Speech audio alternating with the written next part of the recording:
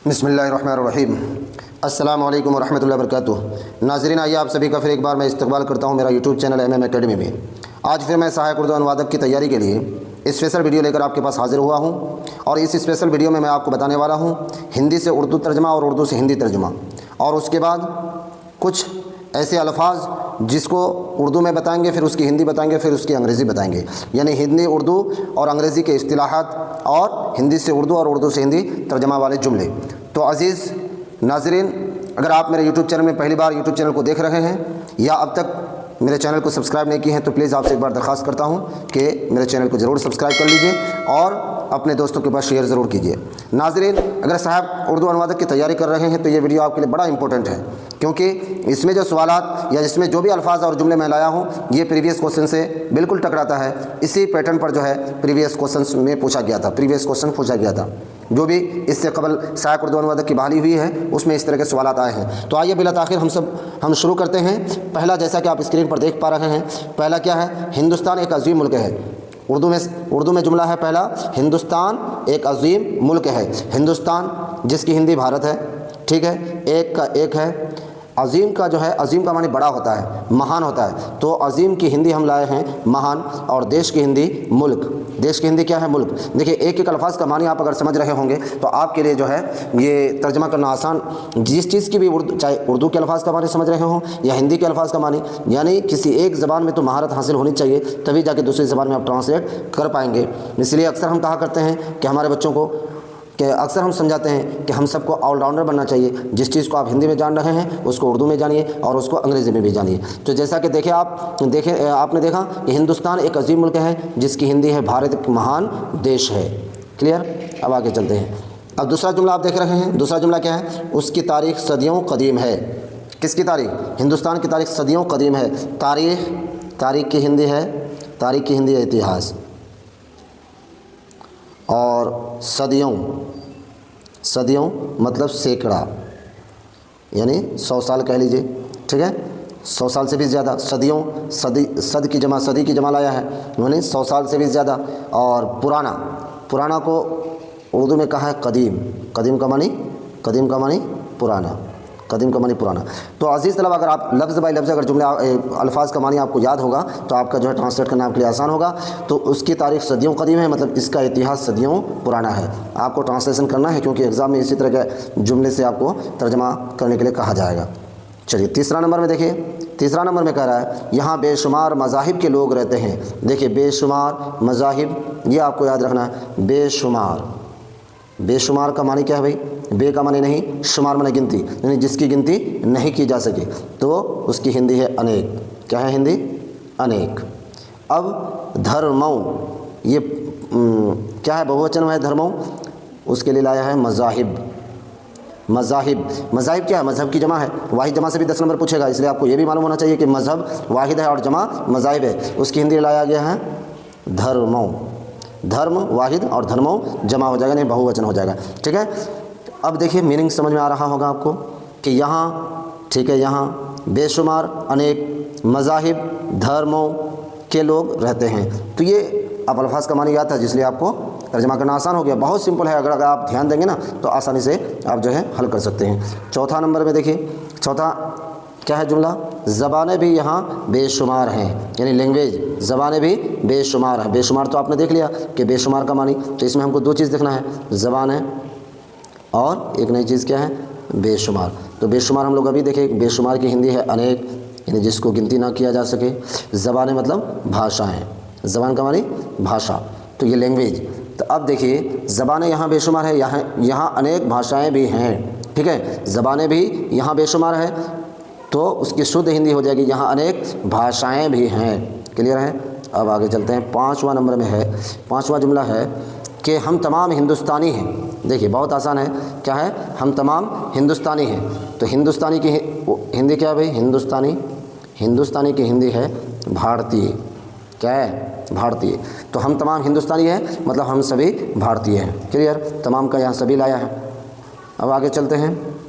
6ठा number में है कि हमारा वतन हिंदुस्तान है। क्या है? हमारा वतन हिंदुस्तान है। वतन को हिंदी में क्या कहेंगे? देश। और हिंदुस्तान भारत, ठीक है। तो हमारा वतन हिंदुस्तान है, मतलब हमारा देश भारत है। वतन का मानी मुल्क, देश। अब देखिए 7 नंबर में कह रहा है जब हिंदुस्तान मजबूत रहेगा हम सब खुश रहेंगे। जब हिंदुस्तान मजबूत रहेगा हम सब खुश रहेंगे। तो इसका जो है हिंदी में भी लाया है जब भारत मजबूत रहेगा, क्योंकि मजबूत जो है हिंदी ज़बान में भी मुश्तमिल है, तो इसलिए सिंपल लाया है कि जब भारत मजबूत रहेगा हम सभी खुश रहेंगे। क्लियर है। अच्छा 8वां नंबर में हम लोगों को अपनी सेहत का ख्याल रखना चाहिए। देखिए सेहत, हम लोगों को अपनी सेहत का ख्याल रखना चाहिए। तो यहाँ लाया है हमें अपनी सेहत का ध्यान रखना चाहिए। ठीक है, अपनी सेहत लिखा है तो इसको यहाँ स्वास्थ्य भी लिख सकता था। ठीक है, स्वास्थ्य का ध्यान रखना चाहिए। हमें अपनी स्वास्थ्य का ध्यान रखना चाहिए या अपनी सेहत का, क्योंकि कभी कभी जो ना हिंदी ज़बान में भी उर्दू अल्फाज इस्तेमाल होता है। तो आपको ये भी ध्यान रखना कि भाई सेहत भी बोले तो कोई गलत नहीं होगा, लेकिन यहाँ शुद्ध हिंदी बोलेंगे तो स्वास्थ्य बोला जाएगा। ठीक है। अब 9 नंबर में देखिए सिर्फ सेहतमंद शख्स ही अपना काम उम्दा तरीक़ा से कर सकता है। सेहतमंद यानी स्वस्थ व्यक्ति। सेहतमंद की हिंदी क्या है? सेहतमंद शख्स। सेहतमंद शख्स तो यानी स्वस्थ व्यक्ति। सिर्फ केवल, ठीक है, अपना काम अच्छे ढंग से कर सकते हैं, अपना काम उम्दा तरीक़ा से कर सकता है। देखिए सिर्फ केवल सेहतमंद स्वस्थ शख्स व्यक्ति अपना उम्दा यानी अच्छा या अच्छे तरीक़ा मतलब ढंग। ठीक है, तो इस तरीके से हमको लग रहा है कि आपको जो है समझना आसान हो गया कि सिर्फ सेहतमंद शख्स ही अपना काम उम्दा तरीक़ा से कर सकता है। केवल स्वस्थ व्यक्ति ही, उसको अगर शुद्ध हिंदी में बोलेंगे तो केवल स्वस्थ व्यक्ति ही अपना काम अच्छे ढंग से कर सकता है। एक बार में समझ में नहीं आए तो बार बार वीडियो को देखिए, एक एक अल्फाज का मानी पर ध्यान दीजिए, इंशाअल्लाह समझना आसान हो जाएगा। अब आगे चलते हैं। देखिए 10 नंबर में आजकल के तलबा मतलब छात्र अपनी सेहत लाया है स्वास्थ्य, मैंने इससे पहले भी बताया आपको, स्वास्थ्य पर उचित यानी मुनासिब तवज्जो नहीं देते हैं, मतलब ध्यान नहीं देते हैं। तो आपको कई चीज़ याद रखना है। आजकल के तलबा मतलब छात्र या विद्यार्थी अपनी सेहत या अपनी स्वास्थ्य भी बोल सकते हैं। मुनासिब मतलब उचित, तवज्जो, ध्यान। ठीक है, तो आजकल के तलबा अपनी सेहत पर मुनासिब तवज्जो नहीं देते हैं, तो उसकी हिंदी बनाया है आजकल के छात्र अपनी सेहत पर या अपनी स्वास्थ्य पर उचित ध्यान नहीं देते हैं। 11 नंबर में कह रहा है कि वो बड़े शहरों में रहते हैं। ये बिल्कुल क्लियर है, वो बड़े शहरों में रहते हैं, तो आप यहाँ लिख सकते हैं कि वो बड़े नगरों में रहते हैं। नगर का मानी शहर होता है या कस्बा भी बोल सकते हैं, नगरों में रहते हैं। 12 नंबर में है वहाँ उन्हें उम्दा ग़िज़ा मतलब अच्छा भोजन, खुली हवा, ठीक है, और सूरज की रोशनी मुयस्सर नहीं होती और धूप नहीं मिलती है। सूरज की रोशनी से मुराद यहाँ क्या है? धूप नहीं मिलती है। तो वहाँ उन्हें उम्दा ग़िज़ा यानी वहाँ उन्हें अच्छा भोजन, खुली हवा और सूरज की रोशनी मुयस्सर नहीं होती, मतलब धूप की रोशनी नहीं मिलती है। धूप नहीं मिलती है। ठीक है, तो इस तरीके से आप चाहे तो एक अल्फाज का मानी खूब रट लीजिए, या फिर जो है मैं इससे पहले भी कई वीडियो बना चुका हूँ, उर्दू से हिंदी, हिंदी से उर्दू और उर्दू से इंग्लिश, यानी तीनों ज़बानों में इस्तिलाहात जो है आप मेरे ये सहायक उर्दू अनुवादक के जो है प्ले लिस्ट को देखेंगे तो वहाँ सारी चीज़ें मिल जाएंगी। अब आइए हम लोग कुछ उर्दू से हिंदी, हिंदी से इंग्लिश के अल्फाज जानने की कोशिश करते हैं। अब देखिए हम लोग अब हिंदी, उर्दू और अंग्रेज़ी तर्जमा देखेंगे, यानी शब्दावली देखेंगे। ठीक है, अब 138 इससे पता ये चला कि 137 तक मेरा वीडियो अपलोड है, आप देख सकते हैं। अनुपूरक, हिंदी में एक शब्द है अनुपूरक, उसकी उर्दू क्या होगी? उसकी उर्दू ततिम्मा होगी। क्या होगी? ततिम्मा या ज़मीमा। ध्यान दीजिए, उसकी अनुपूरक की उर्दू ततिम्मा या ज़मीमा। ठीक है, जिसको इंग्लिश में कहते हैं सप्लीमेंट्री। क्या कहते हैं इंग्लिश में? सप्लीमेंट्री। फटाफट एकदम चलते रहिए। सप्लीमेंट्री, ततिम्मा या ज़मीमा या फिर अनुपूरक। देखिए ये आपको ऑफिसों में इस तरह के अल्फाज मुस्तमाल है, इस्तेमाल होता है, इसलिए आपको इन अल्फाजों को एक दूसरे का ट्रांसलेशन जानना ज़रूरी है। 139 में क्या है? अनुपूरक बे यानी ज़मीमा अखराजात। व्यय का मानी अखराजात यानी खर्च। अनुपूरक व्यय मतलब ज़मीमा अखराजात, जिसको इंग्लिश में कहते हैं सप्लीमेंट्री एक्सपेंडिचर। ठीक है, सप्लीमेंट्री एक्सपेंडिचर मतलब ज़मीमा अखराजात, या फिर हिंदी अगर शुद्ध हिंदी बोलेंगे अनुपूरक व्यय। 140 में है अनुबंध। क्या है? अनुबंध जिसकी उर्दू है, कई उर्दू है, इकरार, मुआहदा, ताल्लुक़, सिलसिला, क़ैद, तक़रीद, इरादा, तरतीब, तशनीगी, पाबंदी, ठेका। ये मुनासिब जगह जगह के हिसाब से इन उर्दू अल्फाज का इस्तेमाल होता है, जिसका खुलासा अनुबंध ही में आता है। आम तौर पर अनुबंध को ये समझिए आप, इकरार, मुआहदा, ठीक है, ये जो ज़्यादा इस्तेमाल होता है। बाकी वो जगह के हिसाब से इन अल्फाज को इस्तेमाल कर सकते हैं उर्दू में। और हिंदी में है कॉन्ट्रैक्ट या एग्रीमेंट, ठीक है, हिंदी में कॉन्ट्रैक्ट या हिंदी में कहते हैं, अंग्रेज़ी में कॉन्ट्रैक्ट या एग्रीमेंट, हिंदी में अनुबंध, और उर्दू में इकरार या मुआहदा। बाकी अल्फाज भी मुनासिब मौका महल के हिसाब से इस्तेमाल होता है। 141 में है अनुबंधित। क्या है? अनुबंधित। उसकी उर्दू है मुक़य्यद या पाबंद या फिर रजिस्टर्ड। समझ रहे हैं? मुक़य्यद या पाबंद या रजिस्टर्ड। अनुबंधित की उर्दू क्या है? मुक़य्यद, पाबंद या रजिस्टर्ड, जिसको इंग्लिश में कॉन्ट्रैक्टेड कहेंगे, कॉन्ट्रैक्टेड या बाउंड या रजिस्टर्ड। देख लीजिए, अंग्रेज़ी भी 3 है, कॉन्ट्रैक्टेड, बाउंड या रजिस्टर्ड, ठीक है। अनुबोधक। क्या है हिंदी? अनुबोधक।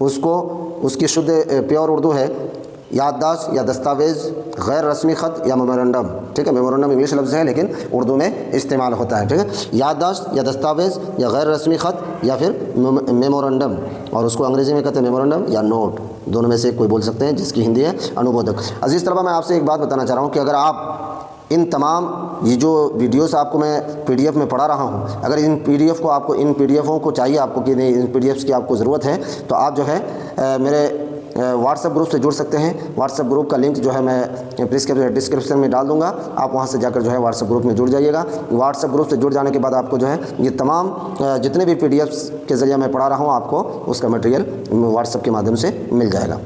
चलिए आगे चलते हैं। 143 में कह रहा है क्या? अनुभव। क्या कहा जा रहा है? अनुभव। अनुभव की उर्दू क्या है? उर्दू क्या है? क़यास, एहसास, तजर्बा, समझ, वाक़फ़ियत या फिर नतीजा। तो इसका जो ज़्यादातर इस्तेमाल होता है अनुभव की उर्दू, ज़्यादातर क्या होता है? तजर्बा होता है या फिर वाक़फ़ियत होता है, ठीक है। बाकी क़यास, एहसास ये सारे मौका महल के हिसाब से इस्तेमाल होगा, लेकिन असल उर्दू जो है ना, तजर्बा ज़्यादातर और वाक़फ़ियत मतलब ज़्यादा इस्तेमाल होता है, जिसकी अंग्रेज़ी एक्सपीरियंस। क्या है भाई? एक्सपीरियंस या परसेप्शन, एक्सपीरियंस या परसेप्शन, ठीक है। 144 में है अनुभवी। क्या है? अनुभवी, जिसको माहिर कहते हैं उर्दू में, या मशाक। क्या कहेंगे? मशाक या फिर आज़मूदा। क्या है? आज़मूदा, तजर्बाकार, वाकिफ़कार, ठीक है। अनुभवी, तो यहाँ पर जो सटीक बैठेगा अनुभवी, तजर्बाकार। इसका जो है ना ज़्यादातर जो इस्तेमाल होता है अनुभवी की उर्दू क्या? तजर्बाकार इस्तेमाल होता है। वाक़िफ़कार, आज़मूदा, मशाक, माहिर, ये तमाम के जो है ये तमाम अल्फाज मौका महल के एतबार से इस्तेमाल कर सकते हैं, लेकिन अनुभवी की उर्दू जो है तजर्बाकार ज़्यादा याद रखना बेहतर है, ठीक है। और उसको इंग्लिश में कहेंगे एक्सपीरियंस्ड या फिर एक्सपर्ट। बोलते ना ये आदमी बड़ा एक्सपर्ट है, अनुभवी है, तजर्बाकार है, ठीक है। अब देखिए 145 में अनुभाग अभियंता। अभियंता किसे कहा जाता है भाई? अभियंता को उर्दू में क्या कहा जाता है? अभियंता को उर्दू में क्या कहा जाता है? अभियंता की उर्दू है, किसी को पता? कमेंट कीजिए। अभियंता की उर्दू है इंजीनियर। क्या है? इंजीनियर। अभियंता को उर्दू में इंजीनियर कहा जाता है। तो अनुभाग अभियंता यानी सेक्शन इंजीनियर, अनुभाग अभियंता, सेक्शन इंजीनियर, और जिसकी अंग्रेज़ी है सेक्शन इंजीनियर। देखिए उर्दू में तो अंग्रेज़ी के अल्फाज मुस्तामल है ही, मैं कई बार बता चुका हूँ, इसलिए आप लोग ये ना कहिएगा कि भाई स्पेशल इसकी उर्दू नहीं लाए, आप जो है वो अंग्रेज़ी ही बता रहे हैं। नहीं, अंग्रेज़ी में भी, उर्दू में भी इस तरह के अल्फाज मुस्तामल है, इसलिए बताया जा रहा है, ठीक है। आगे चलें। 146 में कहा जा रहा है अनुमति। क्या है? हिंदी शब्द अनुमति, उसकी उर्दू है इजाज़त, हुक्म, रज़ामंदी या मंजूरी। देखिए अनुमति सटीक बैठेगा इजाज़त, ठीक है। हुक्म, रज़ामंदी, मंजूरी ये तो बाद में है, लेकिन पहला जो इस्तेमाल होगा वह इजाज़त ज़्यादा इस्तेमाल होता है। और अंग्रेज़ी में अगर बोलेंगे पर ट्रांसलेट करेंगे तो परमिशन या अप्रूवल, दोनों मुस्तामल है, जगह जगह के हिसाब से परमिशन या फिर अप्रूवल, ठीक है। अनुमति, इजाज़त, परमिशन या अप्रूवल। 147 में है अनुमति पत्र। क्या है भाई? अनुमति पत्र। देखिए अनुमति पत्र, जिसको उर्दू में कहेंगे परवाना या इजाज़तनामा। परवाना तो कम इस्तेमाल होता है, जो बहुत ज़्यादा उर्दू जानकार हैं लोग परवाना भी इस्तेमाल करते हैं, और इजाज़तनामा भी इस्तेमाल होता है। लेकिन आपसे जो है नियुक्ति पत्र आप सुने होंगे, नियुक्ति पत्र, अपॉइंटमेंट लेटर, जो टीचर बनते हैं या कि कोई नौकरी में जाते हैं उसको नियुक्ति पत्र मिलता है ना, जिसको अपॉइंटमेंट लेटर कहते हैं। अपॉइंटमेंट लेटर कहते हैं इंग्लिश में। उसकी उर्दू क्या है मालूम है आपको? उसकी उर्दू है बहाली परवाना। क्या है? बहाली पढ़वाना। जैसे मान गए कि आपकी बहाली अगर मुआविन मुतरजम उर्दू में होती है, मुआविन उर्दू मुतरजम में आपकी बहाली होती है, तो आपको जो अपॉइंटमेंट लेटर मिलेगा तो उस अपॉइंटमेंट लेटर को उर्दू में अगर बोलेंगे तो बहाली परवाना बोलेंगे। क्या बोलेंगे? बहाली परवाना। क्लियर है? चलिए आगे चलते हैं। बहाली परवाना तो अनुमति पत्र, परवाना, इजाज़तनामा। अगर इंग्लिश में बोलेंगे तो परमिशन लेटर या लाइसेंस। कोई दुकान करते हैं या कुछ करते हैं तो लाइसेंस मिलता है ना, परमिशन लेटर मिलता है। ठीक है। 148 में है अनुमंडल। क्या भाई? अनुमंडल, जिसको उर्दू में सब डिवीज़न कहा जाता है और इंग्लिश में भी सब डिवीज़न ही कहा जाता है। अनुमंडल, sub division, sub division. Clear है? अब 149 में देखते हैं। 149 कहा जा रहा है अनुमान। क्या है 149 में? हिंदी में है अनुमान। हिंदी में क्या है? अनुमान है। तो उसकी उर्दू है अंदाज़ा, गुमान, अटल या फिर कयास कर सकते हैं, ख्याल या तखमीना। ठीक है। तो इसका जो सटीक होगा अनुमान का अंदाज़ा या गुमान। ठीक है। बाकी अपने हिसाब से, जगह के हिसाब से इस्तेमाल होता है, लेकिन ये दोनों अल्फाज ज़्यादा मुस्तमल है। उसको अगर अंग्रेज़ी में ट्रांसलेट करते हैं एस्टिमेशन, गेस या एज्यूम्सन। ठीक है। एस्टिमेशन, गेस या एज्यूम्सन। 150 यानी 150 नंबर में अनुमान पत्र। क्या है? अनुमान पत्र। उसकी उर्दू है मुल्की जमा खर्च का हिसाब। क्या है ये? मुल्की जमा खर्च का हिसाब, मीज़ानिया या बजट। ठीक है। मीज़ानिया या बजट, जिसको अंग्रेज़ी में एस्टिमेट शीट या बजट कह सकते हैं। एस्टिमेट शीट, बजट या मीज़ानिया। देखिए ये मीज़ानिया ज़्यादा मुस्तमल है। अनुमान पत्र, मीज़ानिया या बजट, दोनों में से कोई यूज़ कर सकते हैं। तो अज़ीज़ तलबा, मुझे उम्मीद है कि आपको ये वीडियो नहायत ही पसंद आया होगा और सहायक उर्दू अनुवादक की तैयारी कर रहे हैं तो ये आपके लिए ज़रूरी है कि इस तरह के अल्फाज को आप बार बार देखें और याद करें, क्योंकि इसी तरह का जो है उर्दू से हिंदी, हिंदी से उर्दू तर्जमा करने के लिए आएगा। और अगर मेंस पीटी पास करके मेंस में जाते हैं तो फिर वहाँ जो है अंग्रेज़ी भी पूछा जा सकता है। ठीक है। तो आप लोग बिल्कुल मेहनत से, लगन से मेहनत करते रहिए। और अभी भी अगर आप मेरे यूट्यूब चैनल को सब्सक्राइब नहीं किए तो फिर एक बार मैं दरख्वास्त करता हूँ, देखिए हमारी पूरी असल यही है कि आप